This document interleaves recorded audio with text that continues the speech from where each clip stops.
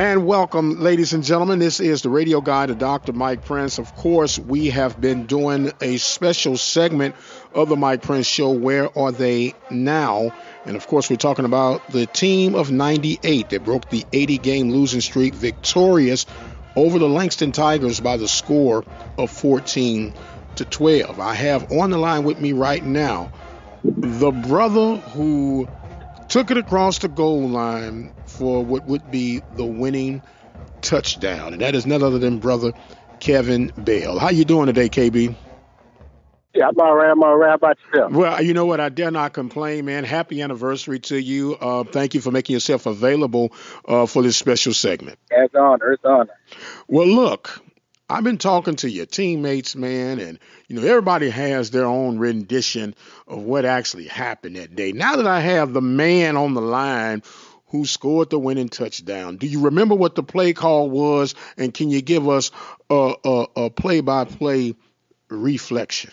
Yeah, well, it was a strong right, and we called it fire because that was a strong ISO. I had my guy, my fullback, D-Shaw in front of me, who made the block. And it was a sprint to the end zone from there. Had a guy coming across at an angle, one move to the side. They tell me I cut all the way across the field. I rushed for 100 yards, but it's only a 57-yard touchdown. Hey, it only takes one, right? It only takes one. Yeah, that's it. Now you get this lead. Langston comes back and score. Time is expired. And this is when your brother and your teammate kicks in. He said, yeah, KB got the winning score, but we made the winning stop. And I'm talking about your defensive brother AC, also affectionately known as brother Anthony Carr. What's your response to that, man?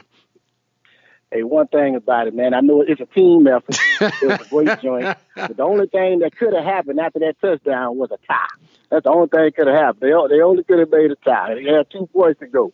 So the only thing they could have did is made time, 14-12. But that just would have pushed it in overtime. I would have to do it all over again and win the game. Well, you know what? See, at that time, though, overtime wasn't established yet. It was not established. You so right. It would have been a tie. Yes. It would have been a tie. So it was a great effort by the linebackers and Anthony Carr.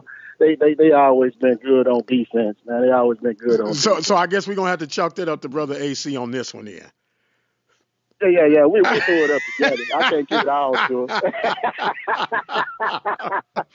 Oh, man. Well, look, you know, that was a game of impact, a game of change, a game of getting Prairie View heading in the right direction. You look at the new facilities now that are on the campus, and when you reflect and look back, how does that make you feel personally as a former student athlete, and to see how these guys are relishing in things right now? Man, yeah, one thing I know is Prairie View produce productive people, and it's just an honor every time I walk up to that stadium. You know, my daughter goes there now; she's a junior, so it's a great feeling and an honor to see the success and the contingency plan that them guys continue to have to try to make that journey just the best it can be, so other people, other walks of life can see the success that we laid that path for.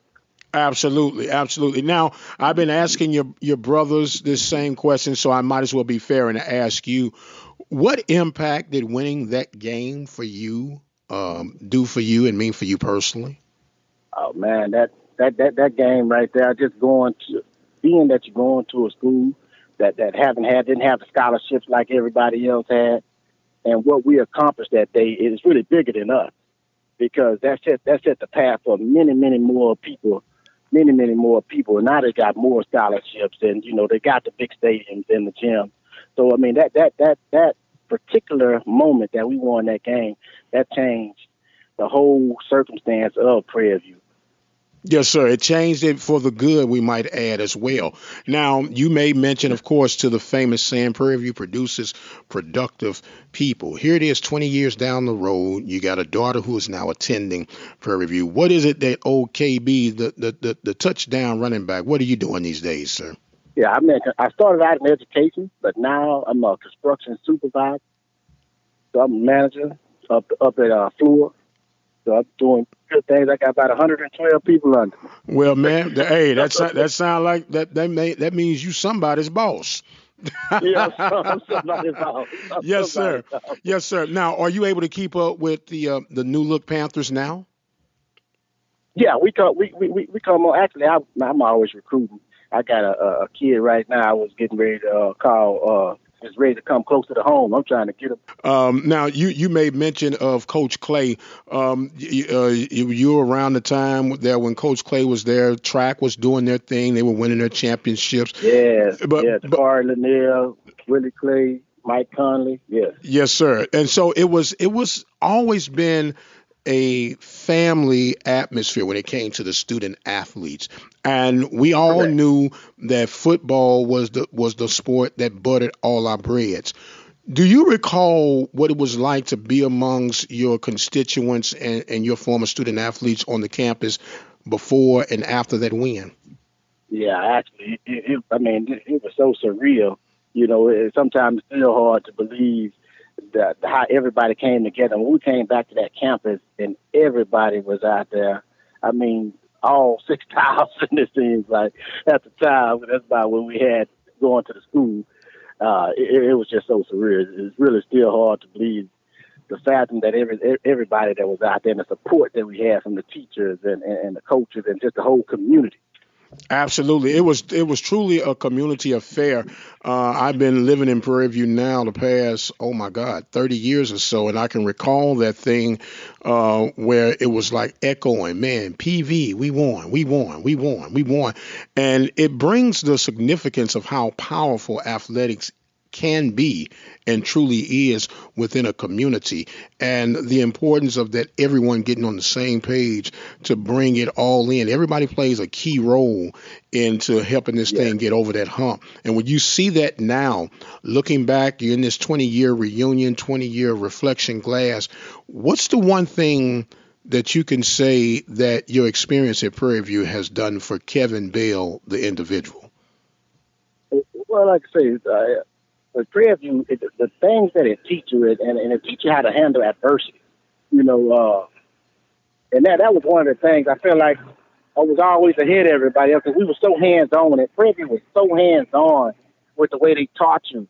I mean, they made you actually go through every single part of it so that you would have that advantage out here in the world. So, you know, that I think that's what I really took for it. It took from Prairie View is how to handle adversity, you know, and how to build something. You know, I got a little league program that I started 9 years ago that I'm still doing right now. You know, got five teams and two cheer teams. You know, that's on the side. So I mean, it just teach you how to grow and be a part of something. Absolutely. It gives you, as you said, that on the job training in real time. And when you get out Yeah, there, it's one thing you can get a letter grade, but then when you actually know how to put some things together, that gives you an inside track and advantage if you want to go and be an employee or an entrepreneur. that's right. That's right. That's right. Yes, sir. Now, when you guys get together, and I already tell by talking with Brother Carr that everybody got their version of how things happen. I want you to share a story that only you and your brothers would know that you can get a chance to reflect on just how that bond still holds together today. The way we hold together, and we scattered all around. You know, we scattered all around. Some of them in Houston. I'm in Friendswood. We scattered all around. But that homecoming, we know we're gonna see each other at homecoming. We know we're gonna play them dominoes in that homecoming because we got the RVs out there. One thing that I know when I'm gonna see my brothers is every year Prairie View had that homecoming game at the house. We're gonna see each other. That Yes, sir. homecoming means so much to all of us because we get the opportunity to share our life experience. You know, we haven't seen each other in a while. Some people move out of state, but they can always come back at homecoming. And that's where the bond is at, right there on that campus. Yes, sir. Yes, sir. Now I gotta ask you this, brother KB. I would be remiss if I didn't.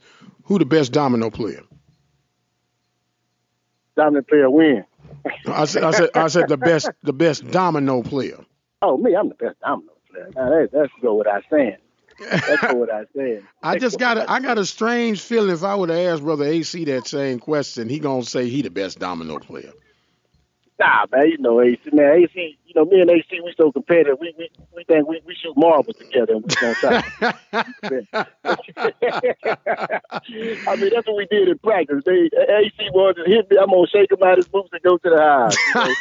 You know, so they always want to hit me. You know, Yes, so sir. we compete the whole time. That's Yes, what made us sir. better. Yes, sir. We're talking right now with Kevin Bell, the scoring back for the Panthers' victory over the Langston Tigers. Believe it or not, ladies and gentlemen, 20 years ago, on September 26, 1998, that broke the streak of 80 games that the Panthers had lost. We got a chance to talk with Coach Johnson.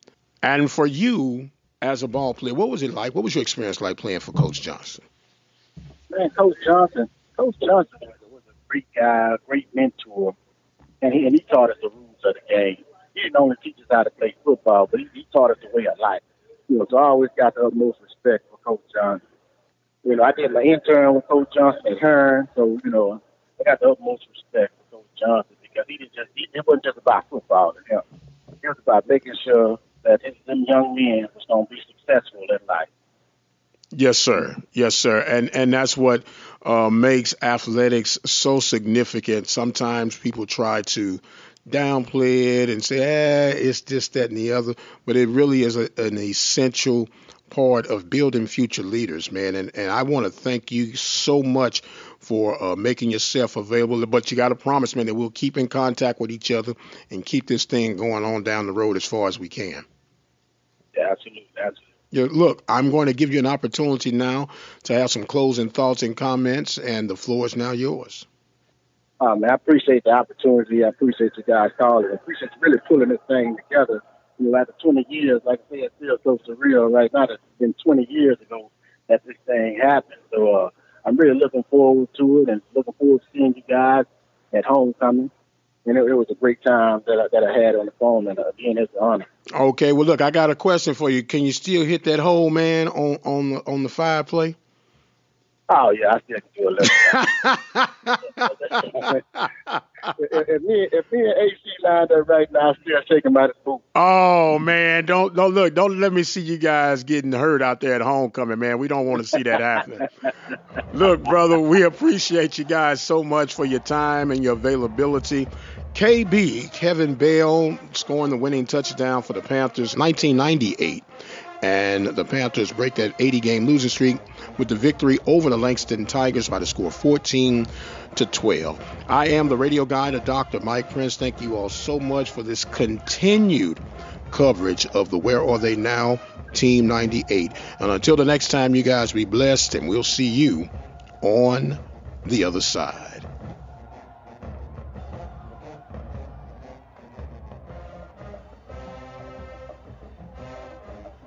All right, ladies and gentlemen, as you know, we have been having a grand old time with this Where Are They Now special edition. Team 98, Prairie View A&M University Panthers victorious over the Langston Tigers by the score 14-12. Back in 1998, we're in that 20th year of celebration and recognizing these guys. And I got the man who they call the mouth from the South on the line with me. And it's been agreed upon by all his teammates, including the old coach himself, Coach Johnson. And that is none other than Brother Anthony Carr. Brother AC, how you doing, man? Oh, I'm blessed tonight. How about yourself? You know what? I'm excited, and they tell me, man, they say they call you. You talking about before Money Mayweather? They say there was a Money AC. Say he, is there any truth to that, brother? You know. Just the way you responded on that alone, man, I'm gonna have to say they pretty much on point, huh? I can't be. They pretty much on point, man. You know how it is to compete. Once you put those pads on, it just the lights turn on. You know, and whatever I could do to get that edge, I was gonna do it. Yes, sir. Yes, sir. You know, it's a different era now because everybody's politically correct and everybody. But you know, it was a time where the SWAC, man, you had to have some very thick skin in order to survive through the SWAC, boy, because they would let you have it coming and going. Oh, I was the midget. I didn't got called midget I don't know how many times. Little man, Mighty Mouse, you know, whatever they could call me. Believe me, I done been called it. So yeah, you had to have some thick skin back then. Yes, sir. Now, well, it didn't stop you from excelling on the field. You were all conference defensive back. You were what Prairie View would consider their cover corner, correct? Yes, sir. I was blessed, and I just whatever coaches needed me to do, that's what I was gonna try to do Boy, my best. I love it how modest we get as we age, right? Because Yeah, I didn't learn a little bit as I done got older. That's the truth. I yes, done learned a sir. little bit. Yes, sir. Well, look, I've been talking with you guys about the atmosphere and what it was like, and it seems to be, and these were unrehearsed, and a lot of people need to know these are unrehearsed. We talking straight off the cuff. I'm getting the same vibe from each one of you guys that there was something internally that today was going to be the day. Was that the same for you? Oh yes, sir. Yes, sir. Yes, sir. Coach J had been instilling that all week. It just was. It was a fun. It was almost like a bunch of us went and got tattoos that said outlaw across our belly, and I'm not promoting tattoos or whatnot, but it had a meaning to us, because a lot of people looked at Prairie View like, oh man, they not supposed to do anything. Prairie View not gonna have anything coming up out of there, and to us it was almost like that was a stamp to that we gonna prove y'all wrong. We will do what we not supposed to do. We will be the outlaws of the sweat. And Coach J just instilled that attitude, and that whole week of practice, just knowing that we were going down there and we just believed, man. Defense, I know defense was on point, and it was a special week of practice. It really was. Well, when you talk about that outlaw, you had me thinking back. That was a time when Tupac was hot, Yes, and sir. he had Thug going across his stomach there. So I'm reminiscing here, thinking I said, okay, they was taking it to another level. Now, Yes, sir. the stage is set. Coach Johnson got you guys fired up. You guys are kind of believing in each other.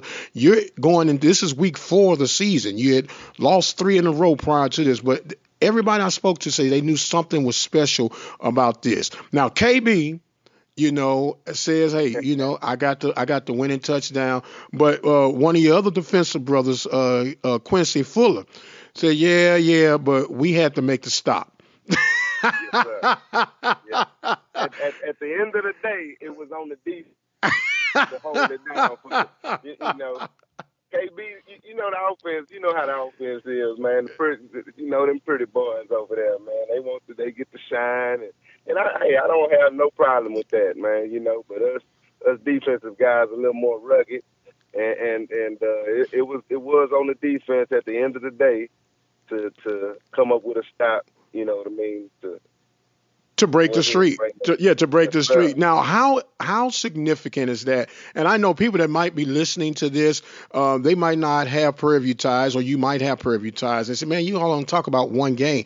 But no, that was one game that changed everyone's life, everyone's perception. You Yes, had sir. people coming from all over the country to document that Mm-hmm. we were losers. But the Yes, sir. moment the streak was over, no one No could be one found. showed up. Yes, sir. No one could Yes, be sir. found. It was a different type of exposure. It was a different type of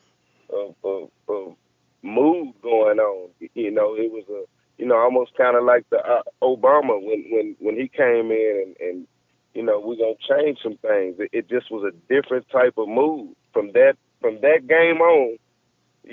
Prairie View was on the map. No matter what, from that game on, and from every position that we had. I talked to some of the younger guys that play right now and that played a few years ago, and they say, oh man, y'all didn't have nothing like we had. And I beg to differ. We had guys in each position that could have excelled at the next level if given the opportunity, if given the exposure. Um, Coach J, man, to be honest, I hate Coach J. When Coach J left, boy, that hit me to the core. Because he was the backbone in the start. You know what I mean, of that turnaround. Absolutely. He was doing some revolutionary things that, if I can be honest, and if you would be honest, probably Prairie View was not quite ready for just yet. No, they weren't. I've always, my teammates would tell you, I call a spade a spade. Regardless of who it is, what it's dealing with, and they were not ready for Coach J. Coach J, man, Coach J was all about the program. To be honest, he was all about bettering Prairie View A&M, whether it was coming out of his pocket to do it, or And I'm not saying giving players money or whatnot. I'm just saying that if we didn't have adequate places to stay when we went out of town and we were supposed to, or we didn't have adequate money for food, the food that they wanted to feed us wasn't adequate. When a coach cares about what's going on with his players. Some coaches could turn a blind eye and say, oh, they just getting 2 pieces of chicken, and a biscuit after they done traveled 16, 17 hours and played a 3-hour game. That's all we gonna feed them for the day, And some coaches was all right with that, but that wasn't a Coach J. Man, I would have put everything I had on the line for that man. I got so much love for Coach J, so much love and respect because it went further than football. It was about becoming a better man in life. And looking at things with positive aspects, despite the shortcomings that were presented to us. We're talking right now with Anthony Carr, aka AC, and the Panthers breaking the 80-game losing streak back in September 26 of 1998. You just heard him expound on what Coach Johnson meant for him as a ball player and as a man coming in. And when you guys get together and you reminisce, most times it might be homecoming. There's a bond that people who were in those trenches will never begin to understand, isn't it? Most definite. There's a bond that would never be broken. These will always be my brothers till to my last breath. And that's just the honest to God truth. If you didn't go through those tour days and didn't go through running to the bus because people throwing bottles and stuff at you and just fighting and clawing, when people said that you weren't supposed to, proving them wrong. Absolutely. Absolutely. In spite of, and that was just the main thing, the main focus. In spite of, we shall overcome. We shall overcome. Right on about that, brother. Right on about that. Now, let me ask you this, AC. What was it that led you to become a Panther? My family. My family was heavily rooted in Prairie View. My grandfather went to Prairie View, my uncles, my mom, and so just going to homecoming in the previous years and seeing the tradition, it was almost like a no-brainer to me, you know what I mean? Uh-huh. And I want that same tradition for my kids, you know what I mean? I really feel like back when Kenny Houston played and Prairie View was at its highest peak.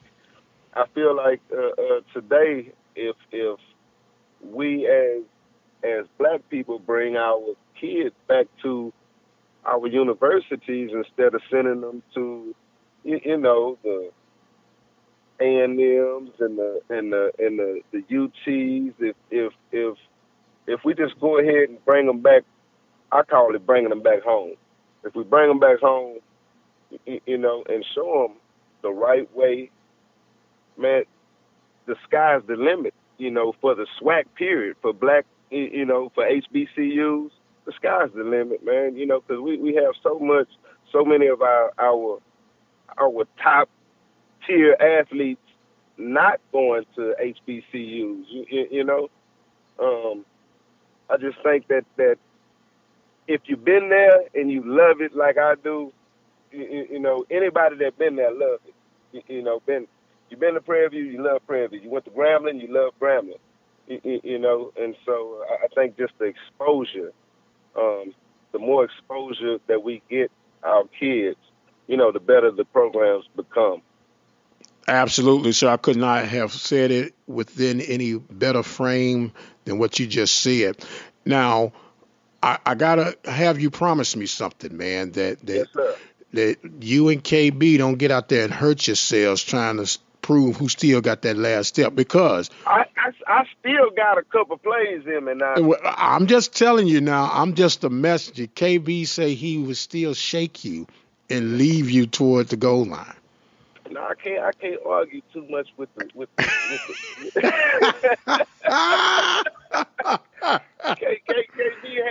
he had a little extra step or two on him. He always had that. I can't. Okay, I'm just so then I didn't make that up. Now I'm just letting you know. He say he'll still shake you, but I don't want. And then let me add this. Now since we just talking brother to brother, he say he's the better domino player. Nah, he needs to stop now. Now you talking about a whole nother ball game now. Hey, brother, I'm just telling you what the man said. Homecoming right around the corner now. I understand that. I understand that. We get them bones cracking anytime. I think I still got on paperwork on KB and a few of the other players. You better not tell me that. You better not tell me that. You better not tell me that, AC. Because I'm from Missouri. I'm from the Shelby State. I'll be like, you bet. Send me a snapshot. Yeah, you might get one tonight for real. I'm about to go home and go dig. I know they didn't talk about them dominoes. Hey, he said when we get the RV, we get the dominoes rocking. I said, okay then. Well, I said, answer me this, KB. I said, well, who's the best domino player? He said, oh, no doubt I am. Oh man. I'm just saying. Oh. Now, are you playing hold your man or is it every man for him? I mean, what? Huh? We play hold your man now. We play hold your man, and sometimes we play, every man for himself. We play team. It just depends on whatever the majority want to do that night. Because I'm gonna be at the table regardless. Okay, well, you know what? I'm gonna have to get my camcorder or camera phone or something so we can record this stuff, so we can have some 21st century archives to prove that it was what it was. Yeah. Ain't no faking and shaking now. I know that's right. We're talking with Anthony Carr, part of the Team 98, Prairie View A&M University Panthers. Man, I want to thank you so much for making yourself available. But let's promise that we keep in contact with each other, keep the dialogue flowing. We have a custom where we allow our guests to have final thoughts and comments. And brother, the floor is now yours. Well, Mr. Prince, I really want to thank you. Like we talked before, and the brothers, some of the older players, we've this is a long time coming. Not to ever want to raise ourselves up or boast or brag. It's just to be remembered, not to be pissed on in a sort. It's just, man, it's a blessing. I really thank you for what you've done. I encourage you to keep going. I'm about to get in touch with many more of the brothers and do more to start giving back, to Prairie View, because that's really what it's about, us giving back and for the program to just continue to flourish. Because, man, I can tell you that looking at Prairie View today, from where we came from, I can't believe it. You know, it's really beautiful down there, man. And it was always a beautiful campus, but man, the technology, the up updates, you know, it's an amazing campus, you know. And I encourage everyone to, man, if you haven't visited Prairie View, take the time to go down there. Come out to the homecoming. It's one of the best experiences that you'll ever experience. Bring your kids. You know, just open up your mind and your heart to a wonderful day. You know, a family day, and enjoy yourself. And like I say, Mr. Prince, I appreciate you. I thank you, man. I love you, and you know, I turn it back over to you, brother. Hey, man, thank you very, very much.